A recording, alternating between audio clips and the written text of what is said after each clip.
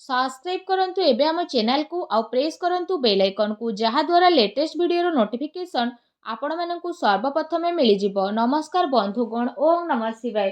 बंधुगण, आजिर वीडियो रे आमे आपण मानकु कहिबु तृतीय सप्ताह अर्थात 15 रु 21 तारिख पर्यंत समय आपणकर किपरि कटिबो, केउ प्रकारर ए सप्ताह को आपण प्लानिंग करिवे, ए सप्ताह आपणकर किपरि कटिबो, विशेष भाବରେ जदि कहबा केउ सब जिनिस रे आपणकु फायदा मिलिबो, केउ सब जिनिस रे आपणकु सावधानता अवलंबन करबाकू पड़िबो, आपणक लव लाइफ, कैरियर, बिजनेस, व्यापार ए सप्ताह रे किपरि रहिबो, ता सहित प्रतिटी दिन को आपण किपरि कटेइबे, स्वास्थ्यर महत्वपूर्ण इनफॉरमेशन मध्ये आमे वीडियो रे आपण मानकु देबु। आ वीडियो शेष रे आमे आपण मानकु किछि उपाय विषय मध्ये कहबो, जहा द्वारा आपण ए सप्ताह को आहुरी अधिक भलो आ महत्वपूर्ण भरा साब्यस्त करि परिबे। आगो को वीडियो आरंभ करबा पूर्वरु हमर आपणकु रिक्वेस्ट, जदि आपण हमर ए चैनल रे नुआ आछंती चैनल को सब्सक्राइब करंतु, सांगरे नोटिफिकेशन रो बेल को मध्ये ऑन करंतु, जहा द्वारा समय समय देश नुआ नुआ वीडियो रो नोटिफिकेशन आपणक पाखरे पहुंची जिवो। आसंतु जानिबा किपरि रहइबो आपणक पई तृतीय सप्ताह अर्थात 15 रु 21 तारिख पर्यंत समय। जदि सबुठारु प्रथमे आमे आपणको कहबु कि ए सप्ताह रे आपणक पई कोन सतरे पॉजिटिव रहिबा पई जाउछि। जदि विशेष भाବରେ कहबा फ्रेंड्स, ए दिन रे कोनोसी राजनीति लोकंक सहित आपणकर साक्षात हेबो, आ ए सप्ताह रे आपणक लोकप्रियता बढ़िबो। ता सहित जन संपर्ककर दायरा मध्ये आपण विस्तार करिवे। संतानक तरफरु तांकर कैरियर को नै कि सप्ताह रे कोनोसी शुभ समाचार मध्ये मिली पारे। आपणकर सिद्धांतवादी दृष्टिकोण समाज एवं धार्मिक स्थल रे आपणको विशेष भाବରେ सम्मानजनक उपाधि मध्ये प्रदान करिवो। एहा सहित धार्मिक एवं आध्यात्मिक गतिविधि रे आपणकर विशेष भाବରେ महत्वपूर्ण योगदान रहिबो। प्रॉपर्टी संबंधित कोनोसी अटकी थिबा कार्य पूरा हेबार मध्ये संभावना बनुछि। ता सहित ए दिनर समय रे आपणको बहुत भलो स्थिति रहिबो। ता सहित जदि कहिबा भाग्य एवं संतान संबंधित कार्य रे मध्ये सुविधा आपणको प्राप्त होई जिवो। आपणकर विवेक एवं आदर्शवादी स्वभाव विशेष भाବରେ आपणको पई महत्वपूर्ण उपलब्धि नै कि आसीबो। ता सहित ग्रहर स्थिति ए दिन रे आपणक पई काफी संतोषजनक रहिबो। जो लोक माने आपणक खिलाफ रे थिले से लोक माने विशेष भाବରେ आपणक पक्ष रे रहिबे, आ संबंध रे मध्ये आपणकर काफी सुधारता देखिबाकू मिलिबो। सबु कार्य ए सप्ताह रे आपणकर शांतिपूर्ण भाବରେ संपन्न हेबार नजर आसीबो। ता सहित भावुकता कारणरू वैवाहिक दृष्टिकोण आपणक काम रे सहायक प्रदान करिवो। ए दिन रे आपणकर सकारात्मक आ संतुलित भावना आपणको आगको बढ़िबा एवं निजर कार्य को सुचारू रूप रे संपन्न करिबारे मध्ये बहुत सहाय्य सहयोग प्रदान करिवो। घरे कोनोसी धार्मिक उत्सवर मध्ये विशेष भाବରେ ए दिन रे योजना बनिबो। आपण पुणी थरे निजे निजकु ताजा विशेष भाବରେ अनुभव करिवे। एहा सहित जदि कहबा अटकी थिबा पेमेंट मध्ये मिलिबा कारणरू विशेष भाବରେ आर्थिक स्थिति रे आपणकर काफी टाइम पर्यंत सुधार आसीबो, जहा द्वारा आपणको काफी खुशी मिलिबो एवं आपणक मन बहुत ही प्रसन्न रहिबो। आसंतु जानिबा ए दिन रे आपणक पई कोन नेगेटिव रहिबो। कोनोसी भी प्रकारर उधारी ठारू ए सप्ताह रे आपण दूरी रुहंतु। धन लेण देण संबंधित कार्य करिबा ठारू आपण छलना बा धोकार मध्ये शिकार होई पारंती। कोनोसी भी काम करिबारे अधिक भाबी चिंती कि निजर टाइम को लगांतु नाही। एहा द्वारा समय आपणक हातरू बाहरी मध्ये जाई पारे। सामाजिक संपर्क को मधुर बनाई के रखिबार अति आवश्यकता रहिछि, कारण केबे केबे किछि नकारात्मक पुरुणा कथा पुणी थरे मध्ये उठी पारे, जहा द्वारा जदि कहबा आपण निजर मनोबल रे काफी टाइम पर्यंत कमी अनुभव करिवे। निजर स्वभाव को पॉजिटिव बनै कि आपण रखंतु। ए कथार मध्ये आपणको ध्यान देबार आवश्यकता रहिछि कि आपणकर सरल स्वभावर किछि लोक माने भूल फायदा मध्ये उठाई पारंती, जहा द्वारा विशेष भाବରେ आपणक मनर स्थिति किछि विचलित मध्ये होई पारे।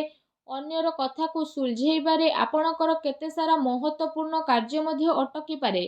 कोनोसी प्रकारर जदि कहा सहित वादा करिसेंती तो ताको पूरा करंतु, नचेत समाज रे आपणकर इमेज बिगिड़ी पारे। आ किछि लाभदायक मौका मध्ये आपणक हातरू बाहर जिबार विशेष संभावना बनुछि। एहा सहित जदि कहिबा देखा देखी प्रक्रिया रु आपण दूरी के रुहंतु। ए समय रे धन संबंधित किछि नुकसानदायक स्थिति मध्ये हेबो, जहा द्वारा जदि कहबा कोनोसी भी प्रकारर निवेश को आपण ए समय रे बाहर करि दियंतु।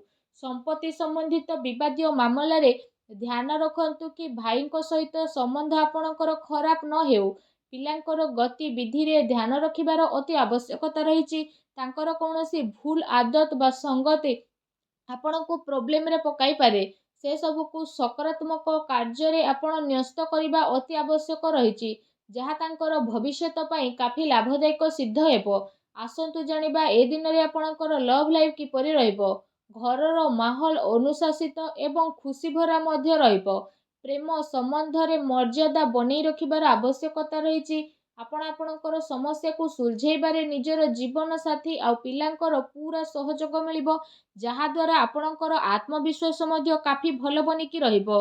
ଅତି ସମ୍ପର୍କୀୟ ଲୋକଙ୍କ ସହିତ ମେଳ ମେଳାପ ଏବଂ ବୁଲାବୁଲିର ଏ ସପ୍ତାହରେ ଆପଣଙ୍କର ଛୋଟ ମୋଟ ପ୍ରୋଗ୍ରାମ ବନିପାରେ, ଯାହାଦ୍ୱାରା ଘର ପରିବାରର ବାତାବରଣ ଆପଣଙ୍କର ଖୁସିଭରା ଆଉ ସୁଖଦପୂର୍ଣ୍ଣ ରହିବ। ଆସନ୍ତୁ ଜାଣିବା ଏ ସପ୍ତାହରେ ବିଶେଷ ଭାବରେ ଆପଣଙ୍କ ବ୍ୟବସାୟ କ୍ୟାରିୟର କିପରି ରହିବ। ଯଦି କହିବା କାର୍ଯ୍ୟସ୍ଥଳରେ ନିଆଯାଇଥିବା ଠୋସ୍ ନିର୍ଣ୍ଣୟ ଆପଣଙ୍କ ପାଇଁ ବହୁତ ଭଲ ରହିବ ଆଉ ସଫଳତା ମଧ୍ୟ ଆପଣଙ୍କୁ ଅବଶ୍ୟ ମିଳିବ। ଏ ଦିନରେ ମାର୍କେଟିଂ ତଥା ପେମେଣ୍ଟ କଲେକ୍ଟ କରିବା ଯେଭଳି କାର୍ଯ୍ୟରେ ଆପଣ ଆପଣଙ୍କ ଟାଇମକୁ ସ୍ପେଣ୍ଡ କରିବେ, ସେୟାର ଏବଂ ରିସ୍କ ପ୍ରଭୃତି କାର୍ଯ୍ୟରେ ବିଶେଷ ଭାବରେ ଦୂରେଇକି ରୁହନ୍ତୁ। ଆପଣଙ୍କ ସହ ଛଳନା କିମ୍ବା ଧୋକାଧଡ଼ି ମଧ୍ୟ ହୋଇପାରେ। ଚାକିରିରେ କୌଣସି ପ୍ରକାରର ସ୍ଥାନ ପରିବର୍ତ୍ତନ ବିଶେଷ ଭାବରେ ଆପଣଙ୍କ ପାଇଁ ଯୋଗ ବନୁଛି। କାର୍ଯ୍ୟସ୍ଥଳରେ କୌଣସି ପଡ଼ୋଶୀଙ୍କ ଦ୍ୱାରା ଲଢ଼େଇ ଝଗଡ଼ା ଯେପରିର ସ୍ଥିତି ମଧ୍ୟ ବନିବ। କିଛି କାନୁନି ବା ନିବେଶ ସମ୍ବନ୍ଧିତ ବିଶେଷ ଭାବରେ ଜଟିଳ କାମର ଆପଣଙ୍କୁ ସାମ୍ନା ମଧ୍ୟ କରିବା ପାଇଁ ପଡ଼ିବ। ବ୍ୟବସାୟିକ କାର୍ଯ୍ୟ ପ୍ରଣାଳୀରେ ପରିବର୍ତ୍ତନ ଆଣିବା ଆପଣଙ୍କ ପାଇଁ ଅତି ଆବଶ୍ୟକ ରହିଛି, ଯାହା ପାଇଁ ଆହୁରି ଅଧିକ ବେହତରିନ ପରିଣାମ ଆପଣଙ୍କୁ ହାସିଲ ମଧ୍ୟ ହେବ। ତା ସହିତ ବ୍ୟବସାୟିକ ପ୍ରତିଷ୍ଠାନରେ ଅନୁଭବୀ ଆଉ ପରିବାରର ବରିଷ୍ଠ ଲୋକଙ୍କର ଅନୁମତି ଏବଂ ସହମତି ଦ୍ୱାରା କାର୍ଯ୍ୟ କରିବା ଦ୍ୱାରା ଆପଣଙ୍କର କାଫି ସମସ୍ୟା ବହୁତ ଆସାନୀରେ ସୁଲଝି ମଧ୍ୟ ଯିବ। ଧନ ଲେଣଦେଣ ସମ୍ବନ୍ଧିତ କାର୍ଯ୍ୟରେ ଅଚାନକ କୌଣସି ଲାଭଦାୟକ ସ୍ଥିତି ମଧ୍ୟ ଆପଣଙ୍କର ବନିବ, ଯାହାଦ୍ୱାରା ଆପଣଙ୍କୁ କାଫି ଖୁସିର ଅନୁଭବ ହେବ। କାର୍ଯ୍ୟକ୍ଷେତ୍ରରେ ଯାହା ଆପଣ ପରିବର୍ତ୍ତନ ସମ୍ବନ୍ଧିତ ଯୋଜନା ବନଉଥିଲେ, ତ ସେସବୁ ଉପରେ ରାଜ କରିବାର ଉଚିତ ସମୟ ଏବେ ଆସିନାହିଁ। ଏ ସମୟରେ ଆପଣ ନିଜର ଅଧିକତମ କାର୍ଯ୍ୟ ଊର୍ଜା ନିବେଶରେ ଲଗାନ୍ତୁ। ବର୍ତ୍ତମାନର ଗତିବିଧିରେ ଆପଣ ନିଜର ଧ୍ୟାନ କେନ୍ଦ୍ରିତ କରନ୍ତୁ। ଏହା ଆପଣଙ୍କ ପାଇଁ ବହୁତ ହି ଭଲ ରହିବ। ଆସନ୍ତୁ ଜାଣିବା ଆପଣଙ୍କର ସ୍ୱାସ୍ଥ୍ୟ ଏ ସପ୍ତାହରେ କିପରି ରହିବ। ଯଦି କହିବା ଏ ସପ୍ତାହରେ ଆପଣଙ୍କ ସ୍ୱାସ୍ଥ୍ୟ ବହୁତ ଭଲ ରହିବ, କିନ୍ତୁ ପୁଣି ଦିନଚର୍ଯ୍ୟାକୁ ବ୍ୟବସ୍ଥିତ ବନେଇକି ରଖିବା ଆପଣଙ୍କ ପାଇଁ ଅତି ଆବଶ୍ୟକତା ରହିଛି। ଏହା ପାଇଁ ଆପଣ ଆପଣଙ୍କର ଖାଦ୍ୟପେୟରେ ଧ୍ୟାନ ଦିଅନ୍ତୁ।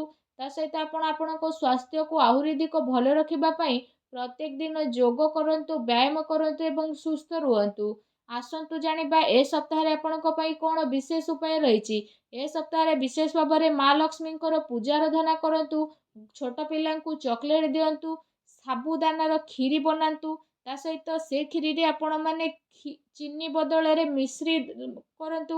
ଆଉ କ୍ଷୀରି ଯେତେବେଳେ ପ୍ରସ୍ତୁତ ହୋଇଯିବ, ତ ସେଥିରେ ଆପଣ ଅଳ୍ପ ଟିକେ କେଶର ପକାନ୍ତୁ। ଆଉ ତାପରେ ଆପଣ ସେ କ୍ଷୀରିକୁ ସବୁଠାରୁ ପ୍ରଥମେ ମା ଲକ୍ଷ୍ମୀଙ୍କ ପାଖରେ ଭୋଗ ଲଗାନ୍ତୁ। ଏହାପରେ ଆପଣ ସେ କ୍ଷୀରିକୁ ମା ଲକ୍ଷ୍ମୀଙ୍କ ସମର୍ପଣ କରିକି ଗରିବ ଲୋକଙ୍କ ଭିତରେ ବାଣ୍ଟି ଦିଅନ୍ତୁ। ଏପରି କରିବା ଦ୍ୱାରା ମା ଲକ୍ଷ୍ମୀ ବହୁତ ଶୀଘ୍ର ପ୍ରସନ୍ନ ହେବେ ଏବଂ ଆପଣଙ୍କର ସମସ୍ତ କଷ୍ଟକୁ ଦୂର କରିବେ। ମା ଲକ୍ଷ୍ମୀଙ୍କୁ ଭଲ ପାଉଥିଲେ ସଚ୍ଚା ଦିଲରେ କମେଣ୍ଟ ବକ୍ସରେ ଜୟ ମା ଲକ୍ଷ୍ମୀ ଅବଶ୍ୟ ଲେଖନ୍ତୁ ଓ ଭିଡ଼ିଓକୁ ଲାଇକ୍ ଆଉ ସେୟାର କରିବା ପାଇଁ ଆଦୌ ବି ଭୁଲନ୍ତୁ ନାହିଁ। ଧନ୍ୟବାଦ।